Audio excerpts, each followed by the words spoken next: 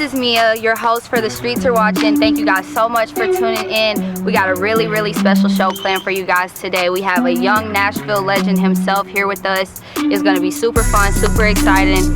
Before we get into it, you already know, make sure you go like, subscribe, turn on your post notifications. You don't want to miss anything that we're going to be bringing you guys. Stay tuned for what's to come.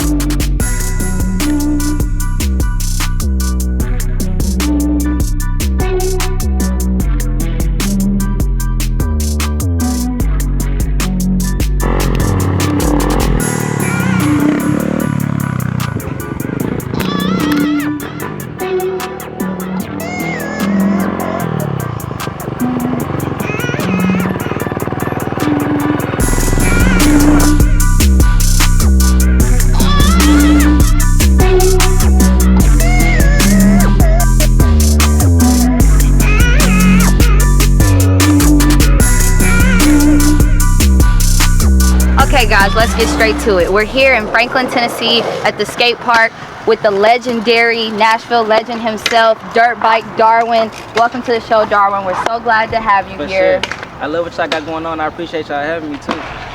Good. We've been trying to get this together for a while, so you know we're really excited to have him here. He's legendary, like I said, in Nashville. If you are from Nashville, if you are involved in dirt bike life at all, you have heard of this guy right here. So let's just get straight into it. So how did you start dirt biking? Like, what was your inspiration to start riding? I know you've been riding for a while, So my senior year of high school, getting closer to graduation, getting closer to the summertime, I just started like getting on YouTube, looking at motorcycles and stuff like that. And I wanted to like learn how to ride. So I just watched like how-to videos and stuff like that. And it got to the point where the summer actually came, I had saved up a little money, and then I started looking for a bike that was for sale in the area. And so like it was really funny. The first time that I rode a bike was because I contacted the guy and told him I was interested in buying a bike he had for sale. And so before I rode it to like test ride it, he asked me did I know how to ride it. I told him I did, but really it was my first time doing it. But I was just so excited to get on the bike and everything. And so I caught on pretty quick. And so this is summer 2016. I went ahead and eventually like a month or two later, I bought my own bike just to start on. And then I started getting more and more into it after I like got on Instagram and like seeing like the bike life hashtag and seeing how it's like people from all over the world who got a passion for the same thing. And so that's when I got deeper into it, started going out of town, meeting other people, and just seeing how a bike can bring so many people together. And it's like a culture, like just like we at a skate park right now. Many years ago, skateboarding used to be illegal. Police would take people's skateboards, and it became a sport. So I look at it as a sport, really. It's like a culture, something that brings people together, just come together and have fun. So going back to, you know, how at one point skateboarding was illegal, I know there's a strong negative connotation that comes with dirt biking versus like, you know, the motorcycle world. Right. How do you feel that like celebrities like Chino Braxton, Meek Mill that are heavily involved in the bike life, how do you feel that they're bringing positivity to it? Or do you think that regardless, people still have that negative connotation that is? I definitely feel like once people get a closer look at our culture and they understand why we do what we do, then they'll see that it's not the worst thing in the world, because you got gang violence, you got all kind of crimes that are committed on the daily, and the bikes are like an outlet. So when you on a bike, you can't be out doing those things. It gives you something positive to do. You just riding, you know, having a good time. And if I do see someone who doesn't really like the vibe of the bike, I just try to keep my distance from them, or like wave at them, let them know that we good people, we not harmful, we not trying to do nothing bad. We just, and it's crazy because it's people who have real beef and like things against each other, like in the outside world. And then on like Sunday is the day everybody ride, and on Sundays when those people come together, all that is put aside. So it's like no matter what we got going on in our neighborhoods, the east side versus the west side, on Sundays we come together and we ride as one whole pack. So it's really good. It's really a good thing, because like I don't see that happen too often. It's not too many things that can bring people together. Exactly. and only get good vibes from it, nothing negative. So I definitely feel like people like Meek Mill and Chino are about to shine light on the inside look of why we do what we do, and I feel like the whole world won't be able to. I mean, they can't do nothing but understand why we do what we do. Just like these skateboarders, I'm pretty sure like people meet each other off the strength of the skateboard, didn't know nothing about each other before they linked up and start to ride together. So it's the same thing with the bikes. Exactly. You know, to us it's really cool, it's really fun, and I personally don't ride dirt bikes, but you know, I am super involved with those that do, and right. I do ride four-wheelers here and there as well.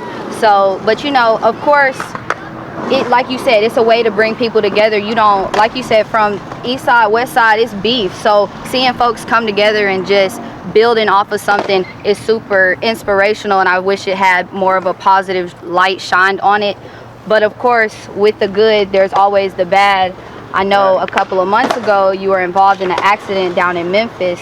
So I just want you to touch on that a little bit and just let us know, you know, how has that affected you? How has that changed your mindset? Well, being in an accident like I was in opened my eyes like a lot, because I was like having the time of my life one minute, and then the next minute I was in the back of a van getting rushed to a hospital, and it's crazy how things can happen in a split second. So it just teaches you how to be more aware.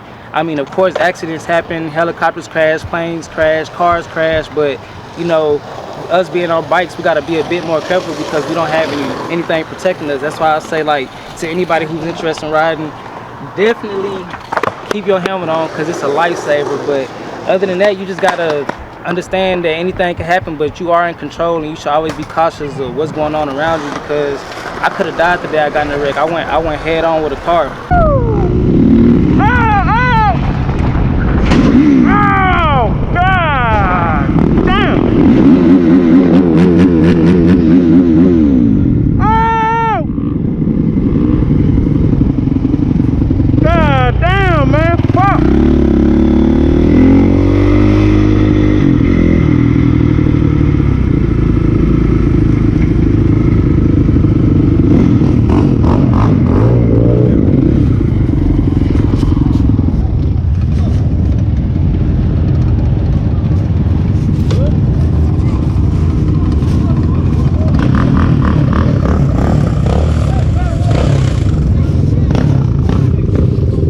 Yeah, so when I had hit the car head on, like from that moment, my whole life changed.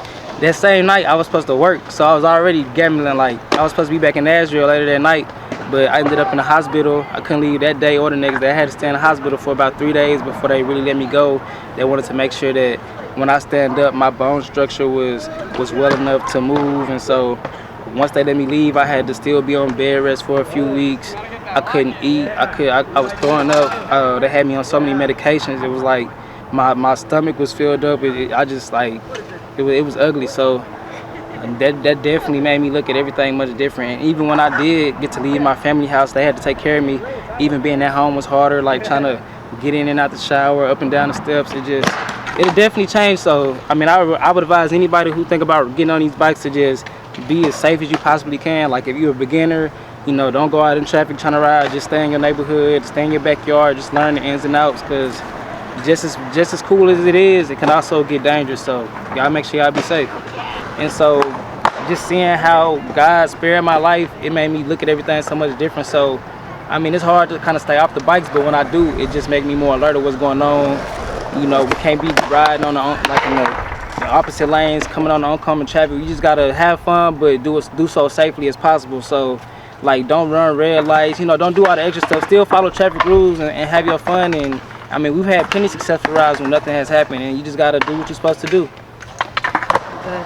Well, you know, when I first heard about the wreck, I was super shook. I was like, damn, like, you know, it just hit close to home, because, you know, I be around you, so like, right. It was just crazy to me. But I know that, you know, with your shirt here, Bill's strong, and just being able to tie that back into your business, which is what I want to touch on next. Tell us a little bit about your brand and what it stands for and what it means to you. So I got a brand called the Villa Apparel, and honestly, it started out as like a souvenir brand for Nashville, so everybody from here wear it and represent it hard. People who from out of town take it as a souvenir and stuff like that.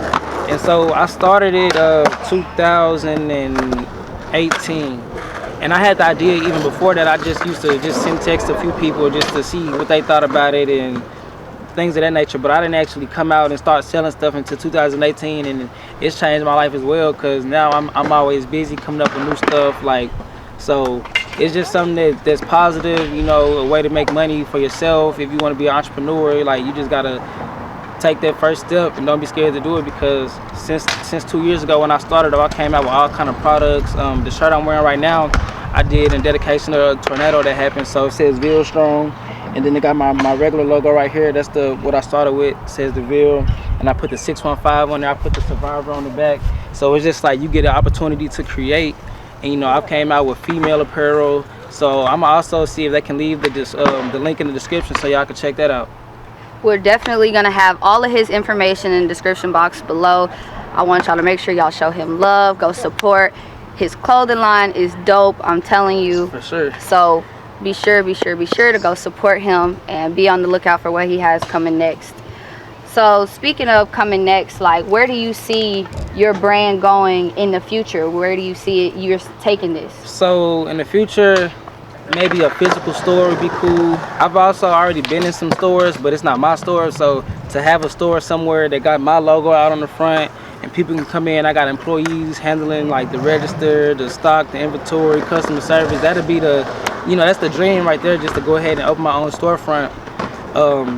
Other than that, maybe just to travel the world and do pop-up shops in different cities, because I started selling clothes for the Ville, but I'm also be coming out with designs that not necessarily only represent Nashville, something that everybody in the world can relate to. So to get my own store and to take over the whole world with my clothing, that's the ultimate goal for me. Well, good. Well, we're definitely going to be on the lookout for that. We can't wait to see what you have coming soon, and we definitely will be supporting. For sure. So I know you've been involved in a lot of ride outs. I know you travel. Well, before the wreck, I know you were traveling a lot.